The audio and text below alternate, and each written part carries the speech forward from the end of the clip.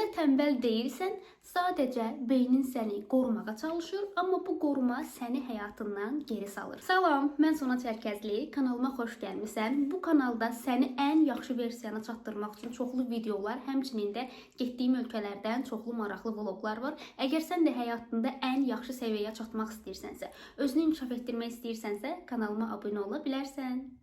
Tənbəllik nədir və niyə yaranır? Tənbəllik əslində bir zehni müqavimətdir. Yəni əslində sən tənbəl deyilsən, sadəcə beynin səni qorumağa çalışır. Çünki biz yeni bir iş görəndə və yaxud da ki, rahat olduğumuz bir zonadan çıxıb hər hansı bir iş görməyə gedəndə və yaxud da onu etməyə çalışanda, hər hansı bir şey oxumaq olsun, etmək olsun, fərqi yoxdur. Beyin enerji sərf etdiyi üçün və enerji sərf eləyəndə də bədənin müqaviməti azaldığı üçün səni qorumağa çalışdığı üçün deyir ki, yerindən durma. Buna görə də biz özümüzü tənbəl adlandırırıq. Əslində bu bir qoruma mexanizmidir.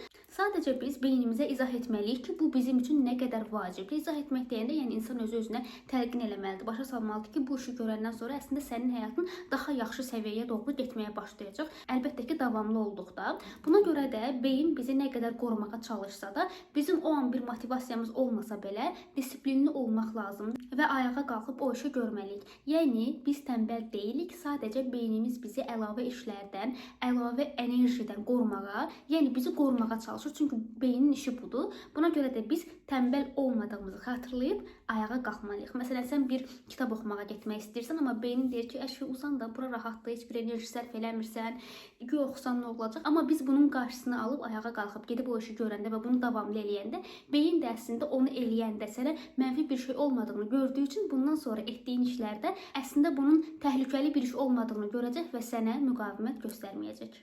Tənbəllik deyəndə biz bəzən sadəcə yerimizdən durmamaq və heç nə etməmək kimi başa düşürük, amma tənbəlliyin gizli formaları da var. Məsələn, təxirə salmaq, mükəmməlliyətçi olmaq, çoxlu plan qırmaq, amma o planların heç birini eləmək və yaxud da bir ikisini eləyib, əşi bu gün çox iş gördüm, sonra eləyərəm demək və motivasiyanın gəlməyini gözləmək. Bunlar tənbəlliyin gizli formalarıdır və biz bunları bəzən də tənbəllik olaraq yox, başqa formalarda gördüyümüz üçün tənbəllik olduğunu anlamırıq və hərəkətə keçmirik. Yəni tənbəlliyin bu formalarını da tanımaq, ona qarşı hərəkətə keçmək lazımdır.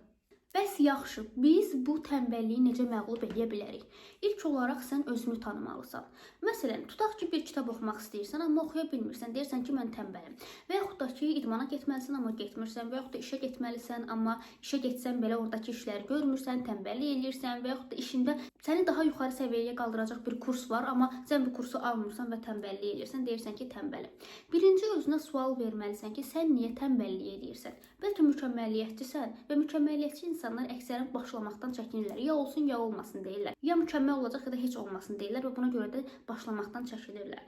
Bəlkə sən yorğunsan və bu yorğunluğun psixoloji də ola bilər, fiziki də ola bilər. Fiziki isə bəlkə bir həkimə müraciət etməlisən. Səndə çatışmayan hansı vitaminlər varsa onlardan istifadə etməlisən. Psixoloji isə bəlkə bir müddət psixoloqdan işləyib özünə gəlməlisən. Yəni bunları bilmək lazımdır. Buna görə də artıq bundan sonra hər hansı bir işi etmək istəyəndə, amma edə bilməyəndə bir vərəq qələm götürün və başlayın oraya yazmağa. Məsələn, kitab oxumaq istəmirəm.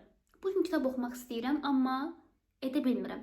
Və səbəblərini özünə aşılaya bilərsən. Yəni hansı səbəblər çıxırsa, zaten bunu gördüyün anda elə fərqində olmaq sağlamlığın yarısıdır. Bunu gördüyün anda, fərqində olduğun anda onu düzəltməyə başlaya bilərsən. Daha sonra kiçik addımlarla başla. Məsələn, demək ki, kitab oxuyacağam. Denən ki, bugün 2 səhifə oxuyacağam. Məsələn, demək ki, bir həftəyə bir kitab bitirəcəm. Denən ki, hər gün 10 dəqiqə kitab oxuyacağam. Və yaxud da ki, idman eləyəcəm demə. Denən ki, 5 dəqiqə hərəkət eləyəcəm. Çünki beynin axın funksiyası var. Sən başlayandan sonra əsas yəni başlamaqdır. Başlamaq çətin görsənə bilər. Başlayandan sonra görəcəksən ki, 5 dəqiqə demirsən, amma 15 dəqiqəlik idman eləyirsən. Məsələn, mən bir ara yürüyüş eləmirdim və artıq o qədər özümə hər gün deyirdim ki, sabah eləyərəm, sabah eləyərəm. Bir gün başladım və dedim ki, 5 dəqiqə bugün hərəkət eləyəcəm, gəzəcəm. Və bir də gördüm ki, 20 dəqiqədə mən həyatda gəzməyə başlamışam. Yəni sən başlayandan sonra axın funksiyası işə düşdüyü üçün daha çox etməyə başlayırsan. Yəni əsas başlamaqdır. Bunun üçün də kiçik başlanğıclardan istifadə etmək lazımdır. Daha sonra Yaponların Kaizen fəlsəfəsini tətbiq etməyə başla. Yəni hər gün 1% daha yaxşı olmağa çalış. Məsələn, sən əgər hər gün kursla bağlı bir modul bitirməlisənsə, denən ki, bu modulun 10 dəqiqəsinə baxacağam. Gələn dəfə, yəni sabahsı gün 11 dəqiqəsinə, o birisi gün 12 dəqiqəsinə bax. Yəni hər gün 1% daha yaxşı olsan, ay sonunda 30% digər aylardan daha yaxşı olmağa başlayacaqsan. Tənbəlliyi tamamilə yox eləmək mümkün mümkün deyil. Çünki hər insan mütləq ki, ay ərzində, il ərzində mütləq motivasiyası olmadığı günlər və yaxud da keyfi olmadığı günlər və yaxud da digər problemlər ola bilər və bu çox normal haldır, bu çox insancadır və biz hamımız beləyik. Yəni bizim o sosial şəbəkələrdə gördüyümüz hər gün çox aktiv olan insanların hər biri hər gün bunu eləmirlər. Biz insanıq və etmədiyimiz şeylər də ola bilər. Amma buna baxmayaraq biz hər gün ən azından hər şeyi 1% daha yaxşı eləsək, ay sonunda, il sonunda əvvəlki aya nəzərən, əvvəlki ilə nəzərən nə qədər də irəli getdiyimizi, nə qədər qabağa getdiyimizi görə bilərik. Hansı praktiki addımlardan istifadə edə bilərik deyə soruşsan, ilk olaraq nəsə oxumağa çalışanda və yaxud da nəsə bir iş etməyə çalışanda Pomodoro texnikasından istifadə edə bilərsən. Pomodoro texnikasını məncə hər birimiz bilirik. 25 dəqiqə oxumaq, 5 dəqiqə ara vermək və yaxud da hər hansı bir işi 25 dəqiqə etmək, 5 dəqiqə ara vermək. Bunu 4 dəfə təkrar eləyəndən sonra yarım saat və yaxud da 1 saat özümüzə istirahət verə bilərik. İkinci olaraq çalış ki, çətin olan işi birinci eləyəsən. Yəni, əgər sənin qarşında 10 dənə iş varsa və içində ən çətini hansıdırsa, onu axıra saxlama. Çünki çoxlu iş görəndən sonra daha da sənin enerjin azaldığı üçün o çətin işi görə bilməyəcəksən. Amma birinci o böyük enerji ilə çətin işi görəndə həm motivasiya olursan ki, çətin olanı aradan çıxartdım, indi qalanlarını rahat eləyə bilərəm. Həm də digər işləri sonrası günə qalsa belə, asan işlər olduğu üçün daha rahat eləyə biləcəksən və o çətin iş sənin beynini qurdalamayacaq. Buna görə də çətin olan işi birinci etməyə çalış. Daha sonra ətraf mühitini dəyiş. Yataqda uzanaraq nəsə test eləmək, yataqda uzanaraq kitab oxumaq. Yataq yəni yatmaq üçündür və yatağı sadəcə yatmaq üçün aklınızda saxlayın. Yataqda uzanıb film izləyə bilərsiniz, istirahət eləyə bilərsiniz. Amma yataq dərs eləmək üçün və yaxud da hər hansı bir iş eləmək üçün yer deyil. Buna görə də ətraf mühitinizi dəyişəndə, hətta sizin bir masanız var, sonra düzənləyib orada rahat oturanda, yanınıza çayınızı qoyanda, kofenizi qoyanda və yaxud da özünüzü necə rahat hiss eləyirsinizsə, bəzi insanlar şam yandıraraq rahat olur, bəzi insanlar qəşəng qoxulu şamlar qoyurlar və yaxud da digər şeylər. Özünü necə rahat hiss eləyirsənsə, elə bir məkan yarat özün üçün və orada çalışmağa başla. Bu səni həm daha motivasiyalı eləyəcək, həmçində beynin oranı çalışma alanı olaraq kodladığı üçün daha yaxşı orada işlərini görməyə başlayacaqsan.